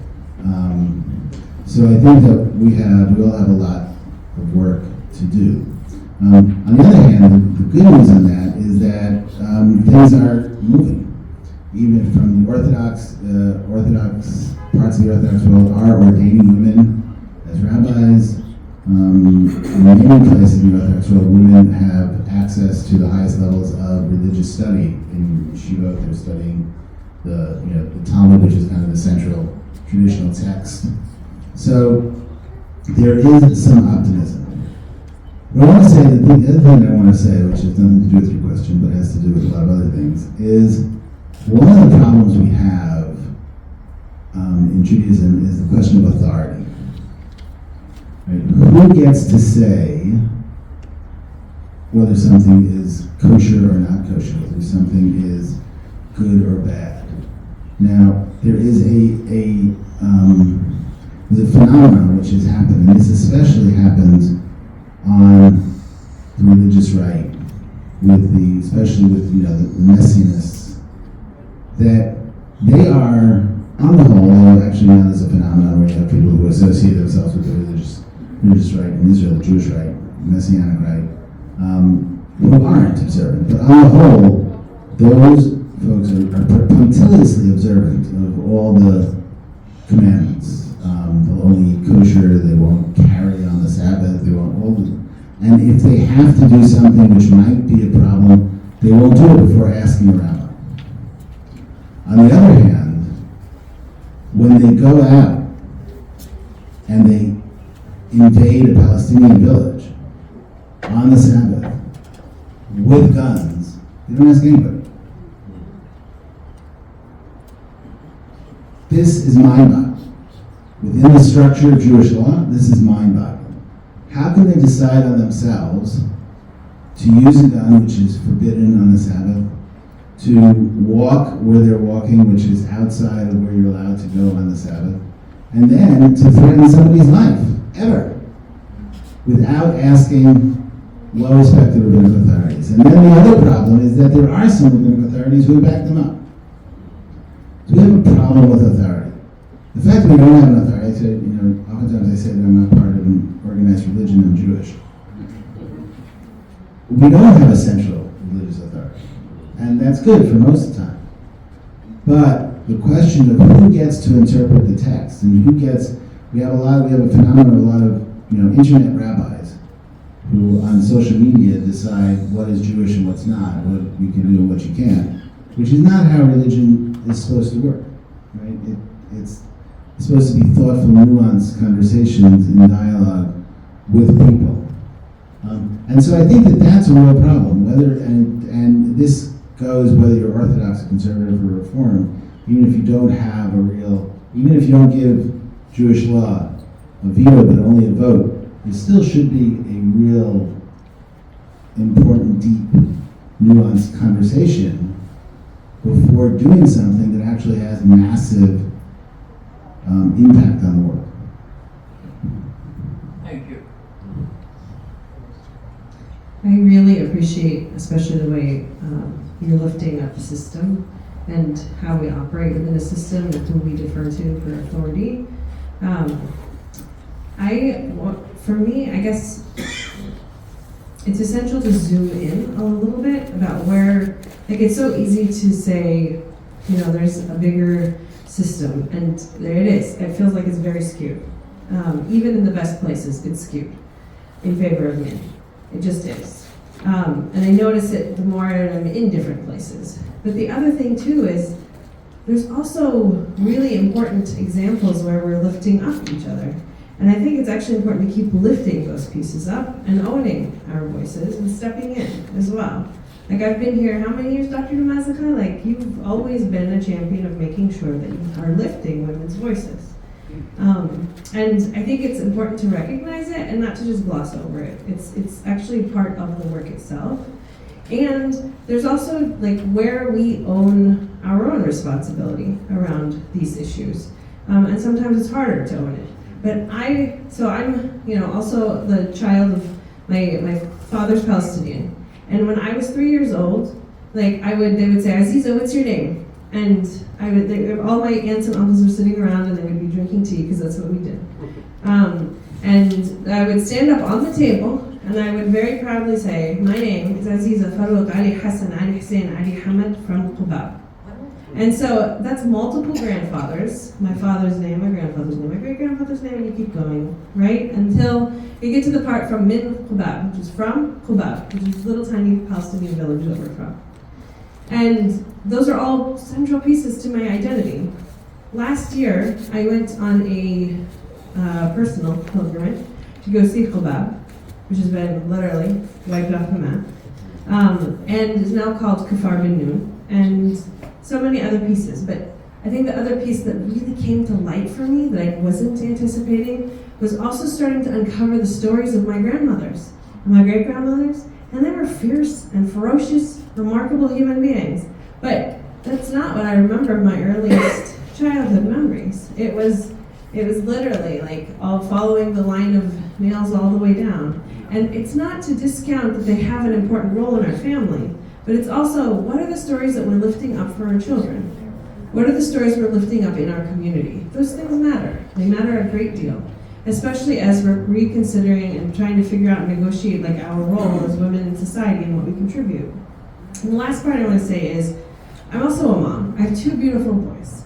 And what I have learned about being a mom is that the more I try to control them, the less I'm successful at anything, truly.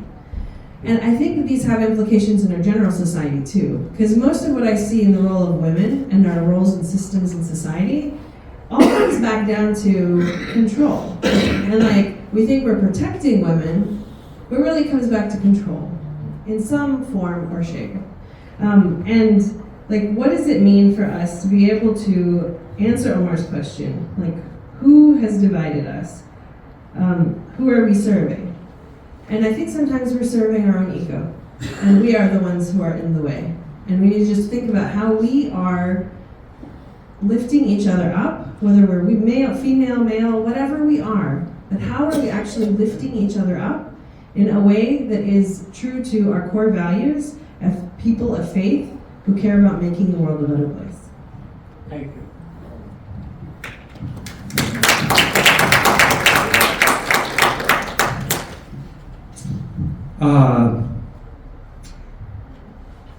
As some of my students, my women students sometimes remind me, you know, men shouldn't be talking about certain issues. We've talked about them for a long time, and it's time to get women in the conversation. I am fortunate that in my graduating class from rabbinical school, half of them were women. And at the time that I graduated rabbinical school and was ordained, a lot of the women in my class were actually conservative Jews who were trying to get ordained as rabbis so that then they could serve conservative congregations which were ready to accept them even though the movement officially wasn't. Right? So there was movement, yes? There was reform, there was progression. I also remember that at one point all the women led the services, and they transformed the liturgy so that instead of referring to God in any kind of a male form, it was all female. And I remember one woman coming up to me afterwards and saying, "So how did you like that?" And I said, "I didn't like it any more than when it's all male, because it doesn't work that way either, right?" But I learned from the women what the impact was of having it all male for their whole lives. And then I began to understand that it is about control. It is about an issue of control, but it's also about an issue of fear. That for generations, men in various societies have really been afraid of the power of women, have been afraid of women's perspectives, have been afraid of women's insights, have been afraid of women's strengths. And I'm so glad that I had women participating in those discussions in my classroom when, before I was ordained as a rabbi, because I think it made my rabbinate richer. Does that mean that I still didn't have a lot of work to do to throw off those generations, those many generations of fear? And fear manifests as control, because I think that's what it really is, right? It's fear manifests as control. Am I done yet? No, of course I'm not done yet. There's a lot more to do, but we will do it. And just to get contemporary, people often say, if women ran the world, things would change. I think if Palestinian mothers and Israeli mothers, were running this situation, we would be getting to an agreement a long time sooner than we would with men running the situation, for the sake of the children. Because their perspective is really different. And every time I think of, the reality on both sides, I think about women and babies. I think about women and babies who, the women stand, look, obviously fathers, stand in the way too to protect their children and so on and so forth, but there's something about a woman's relationship, as Aziza used the word fierce, I think, for her women ancestors, and I think that there's something about that fire that's in a woman, right, that will ultimately enable her to love someone who she's supposed to see as her enemy, because women can do that. And I really think that we need to get more women in the conversation, and then we'll have peace. And here you are between two women. and we took time out a minute ago to say goodbye to our black female mayor of Los Angeles. So what I want to say is, yes. So we're in a power struggle right now. We're in a power struggle all over the world about, are we going to maintain a system that in some ways is rooted profoundly in white Christian supremacy, Christian nationalism all over the world. And it's not surprising that the doctrine of discovery is now coming into light, and we have Rome dealing with it, we have the Pope dealing with it and saying that it's wrong, and that was Father Les can say it better than I can, but that basically was the document that said that Christians had not only the right but the responsibility to take over and to clear the land, for Christianity as they understood it, which was patriarchal. And when you see something as powerful as that around the world, that's what justified Christians coming in and slaughtering people all over the world and believing that they have the responsibility to do so. The fact that that has surfaced today is amazing and incredibly hopeful, because it gives us a way to begin to dismantle it. And I can tell you that the number one agenda of the National Council of Churches, and of many of us, is to disassemble white Christian supremacy. Because if I, as a white person, believe that I'm entitled to all of this incredible cheating and privilege that I have, that I've done nothing to deserve, that I believe as a Christian that I'm entitled for you to get less because I'm better, that's not what the Jesus I follow taught at all. It's turned it on its head.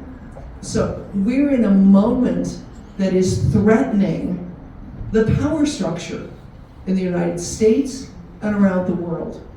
And we are making progress and we're getting pushed back. And what I want to say to all of us is be awake and support the women in your life, support the men who support the women, and all of you men, thank you, God bless you for sitting up here and doing the work that you do. Because in many, many other situations, you would be kicked right out of your congregation, right out of your church, right out of your mosque. Right. Exactly, and that's really why we're all here together. But we do stand together, and we're going to continue to stand together, because that's how change gets made. This has been a long fight, it's been a long struggle. And there have been so many lost in the struggle for whom that struggle was worthwhile. There are many people who have given their lives for this struggle. And we owe it to them and we owe it to the children to stay in it. And deep in our faiths, if we look at the spirituality to all of our faiths, in there is our strength as well. Because at the heart of every one of our faiths is the heart of God, which is loving. And that's what we're called to hold on to. So I thank you all for being here, and all of us, because this is sacred work, and we're doing it together.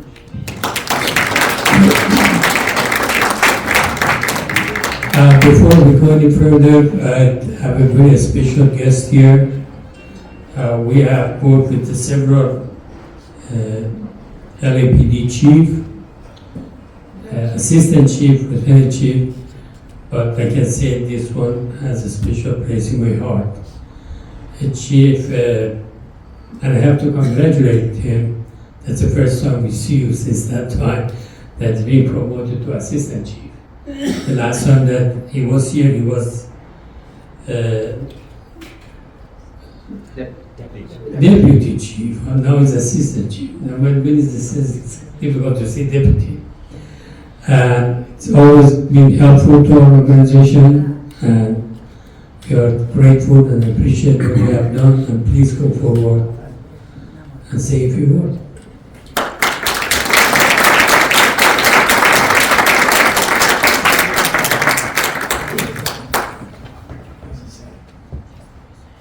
Good evening. Assalamu alaikum. Shalom and peace be with you.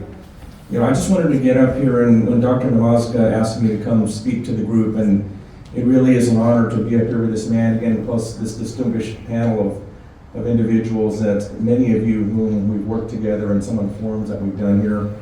How can I really say no? And he asked me to speak on some observations that I've seen that are really some of the issues that go to a lot of what has been spoken about tonight, but also this issue that we're facing in society right now, where we're just in a crazy, tumultuous time that really sometimes makes no sense to us. But Doctor, thank you for opening your house to us. Dr. Namazka has been my partner in outreach to the Muslim community when I was here at West Bureau, and partnered with us on at least 2 Muslim forums. Here, actually one of them being here. And so I appreciate your friendship and everything that we've been able to work together on. But you know, as I come here, and as I've been in the Los Angeles Police Department for 30 years, I cannot understate the importance of this outreach to our communities through our faith-based organizations. Because as I mentioned, we live in this very tumultuous time, and to many of us, we're seeing things that we haven't seen ever in our lifetime that really do not make any sense to us. Where we've seen that hate and conflict has really taken center stage, not only in the international community, but here in Los Angeles, we're seeing that type of thing here in LA. And so you ask yourself, well, you know, what is going on and why is this? Well, you know, a lot of it was mentioned up here. You know, we've come from, and unfortunately we're still in, a political environment that's really done 2 things. Over the last several years, we've come out of a political environment that empowered those that spew hate to be emboldened to come out and act out. And those that hate have always been there, but the political environment that we came out of embolden them and give them the empowerment to act out and to act out against our citizens, against our our country, in the name of this twisted thing that they have in their mind, which is hate. And then we've also are still in a political environment where some individuals are trying to change the way some of the basic things that we take for granted, the separation of church and state, or passing laws that prevent certain groups from being able to own land, which is just crazy because those are basic human rights that we've taken for granted for as long as this country has been here. And so that has been, I think, one of the factors that has created this kind of environment that we're all experiencing right now. Social media has been a big factor in this, because social media has given, through the algorithms that are created in social media that were originally created to find out what people like doing on social media so that you could send them to places where they'd spend money. It's actually brought people together that have opinions of hate. And whereas before social media, they were, as I said, they were still out there, but social media has allowed them to come together and form these groups where they sit and they talk to each other and they spew their hate amongst each other, and then they get emboldened, and that's when we see things happening. Now, if we go back probably 4 years, COVID was probably one of the most significant events that I've seen from the AAPI community, where for the first time we really saw a kind of make it okay to blame a group for something that really had no connection to them. And we saw an increase in the feeling with the AAPI community when COVID hit here of them feeling under attack. And again, we came from a political environment that kind of fueled that. And then, of course, the conflict in the Middle East has created, conflict that has spilled over into the region here that we've all been dealing with. And unfortunately, our hate crime data has showed significant increases in both anti-Semitic and anti-Muslim hate incidents and hate crimes, not only for the year, but for that period of time between when the conflict began and now. And that's something that I have not seen since I've been on the job, but it's something I think that we all have to address together as our way kind of being together and making sure that our message to others in our society is that those types of acts of hate are not tolerated. So what do we want, as I see as a community? I think it was spoken to up here, and I think the panel up here really reflects that all anybody wants in society is really peace and harmony for our friends and our relatives, and to live together in peace. That's really what everybody wants. It doesn't matter what religion you're from or what community you're in. That's what everybody wants. Because, as our society can accomplish so much more if we are united and we're together than if we are divided. Just today, my wife and I were in a church, and the homily was just about everything that everybody's talked about up here. As we come closer to Thanksgiving, the homily was about do good and be good and treat your other community members and people that you know the right way, and reach within you with that spirit that we were talking about, and treat others the way that we should be treated. The first thing I wanted to say to our faith communities, your faith communities have been our foundation in society, and they've been the foundation of society for thousands and thousands of years. Religions all have the same commonality, and that is about spirituality and the thing that's in here in each one of us. And that's really the thing that binds us. That's really what we need to do, is dig deep into that spirituality that has been talked about up here for the last hour and a half or so, and treat each other with that spirituality, and so that we can come together as a society and we can tackle some of these problems that we've seen occur in the last several years. So, my message to the community is, we must stand together. because we are stronger for standing together. And I've written down a few things I think that we need to do as a society to battle this thing that we've seen happening. Number one, when we stand together, we've got to send a message to our rest of society that we demand unity and we will not accept hate. Because a lot of hate crimes are occurring because, quite frankly, people see things and they don't do anything about them. But I think that the message that we have to have as a community and as a faith-based community is we need to tell society and people that live there, our neighbors, our friends, our relatives, that we will not accept that hate any longer. Because until we get to that point, then really nothing is going to change. You know, we need to educate our children. I think that's key when they are young, that hate is not accepted. Because quite frankly, if you look at it, people are not born with hate. They learn it somewhere. They learn it from their families, they learn it from their friends. We have to get at these children soon so that we are able to teach them about acceptance of everybody and their role in really being kind of like a beacon of light in society to make sure that we live together in this peace and harmony. My wife here in the front row is a Catholic school teacher in 2nd grade, and I am amazed when I see these young kids coming in to school and learning about that spirituality that you spoke about. Because that's at the impressionable age. That's when we have the ability to counter anything that they may be experiencing in their families or with their friends. The third thing I think that really we need to do is goes back to reporting of hate crimes and hate incidents. We have to report them. There's value in reporting hate incidents because that gives us data into our communities about what is happening. And that gives us data into the communities about what is happening and allows us to go in there and work with our faith-based communities so that we're able to intervene and and prevent these hate incidents from occurring, and then hopefully prevent hate crimes from occurring.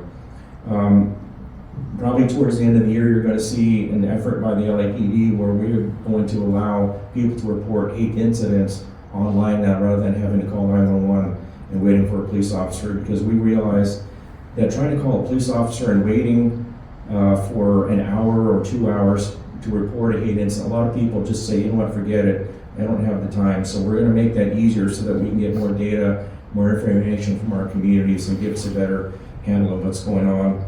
And then from the prosecutorial standpoint, working with our district attorney, we have to demand that our judicial system and our district attorney and our city attorney hold people accountable that are committing hate crimes. Because until we do that, and we show that if you commit a hate crime against an individual, it is taken seriously and there are repercussions for it, that people are just going to keep doing it. So I didn't want to take up too much of your time, but I think in summary, again, our biggest task really is to come together as a community really and denounce hate.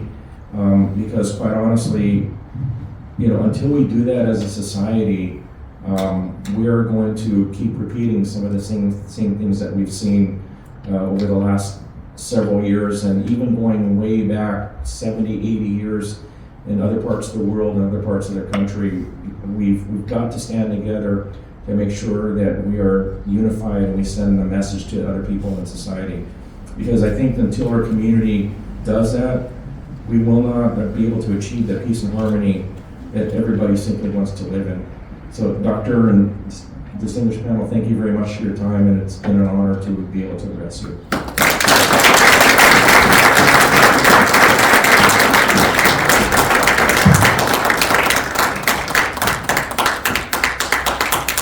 Thank you, Chief. And we want to see you here more often.